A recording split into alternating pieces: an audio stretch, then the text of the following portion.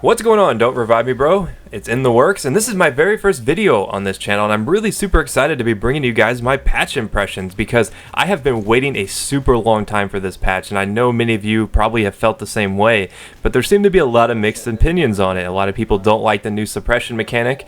A lot of people are kind of upset about some of the weapons that they know and love being nerfed, such as the USAS frag rounds is now gone. And you know, the odd thing about this is I've only been killed by the USAS once since the patch, and that was with buckshot. So the frag rounds don't seem to be such an issue anymore, and that's a good thing. And you know, they've patched a lot of the glitches. You know, they tried to patch the MAV glitch. It's a little bit harder to do now, but they at least they nerfed it a little bit. But that never really bothered me a whole lot. And they fixed some of the sound problems they had, such as footsteps, you know, simple things that a lot of us felt like DICE should have fixed a long time ago. But the most important changes they've made is they have balanced some of the attachments. They have changed the way some of them work. So I'm using one of my favorite weapons pre-patch. It was the L85, and with the patch it actually got a buff because it did reduce the recoil a little bit, which it already had super low recoil. So with this patch you got a weapon now that has hardly any recoil.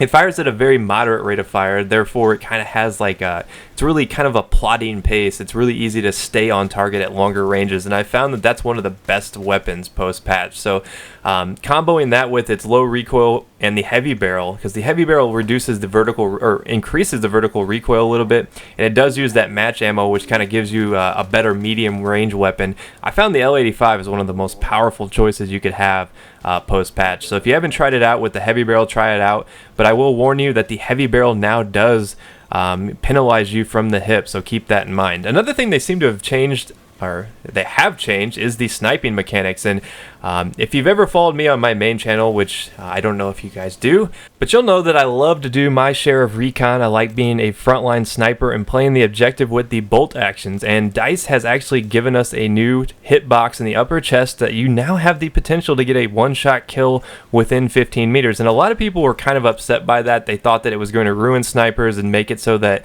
all these snipers were just going to be running around no scoping, and it was just going to be like Call of Duty or something. But I found that the mechanic works really well. It now gives snipers an incentive to play a little bit more aggressive, because I like being on top of objectives with the bolt actions. It gives you that incentive to kind of move around, and hopefully some of these long-range snipers that seem to not be able to break off their bipods will now move around a little bit more, because they know that they can get those upper body one-shot kills. So that's something I've really liked about the patch. I found that it works really well without crippling the game. I know that it would be super annoying if it was one shot anywhere in the body, and a lot of people wanted that within a certain range, but I think it works really well, and I kind of applaud DICE for doing it and doing it in the right way to where accuracy still matters within a certain degree. So other than that, I've noticed that the biggest mechanic you have to look out for is the suppression mechanic.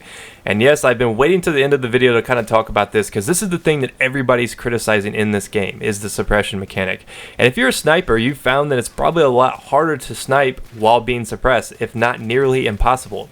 That's because if you're getting suppressed, you know, your bullets aren't going to be going where you aimed, and that's where the heavy barrel comes into play. And I'm going to show you guys some Metro clips here that kind of highlight what I'm talking about.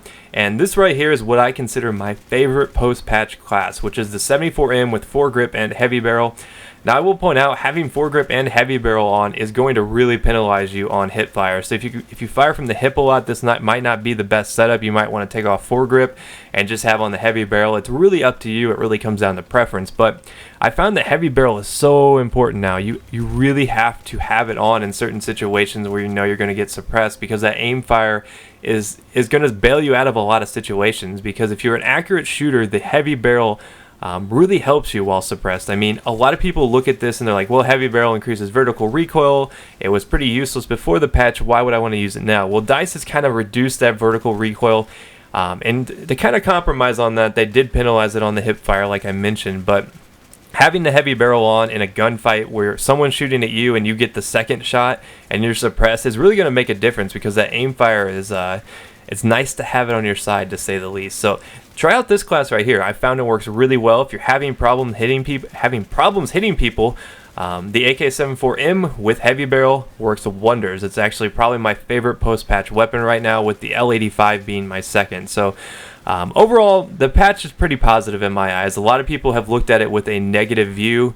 I try to look at it as a positive, as a chance to kind of adapt to the changes, and I've liked it thus far. I mean, the suppression is a new mechanic. It makes it a little bit more difficult to kind of run and gun. It makes it a little bit more difficult to use some of the skill sets that you had prior to the patch in game, because you now have to kind of do that like duck and dive. You know, you take a couple pop shots, you move out into some cover, you recover from the suppression effect, you pop back out, you take a couple shots, and so on, rinse and repeat. And a lot of people don't like that because they feel like it's counter aggressive and it just kind of promotes camping, but I like it. It's a challenge.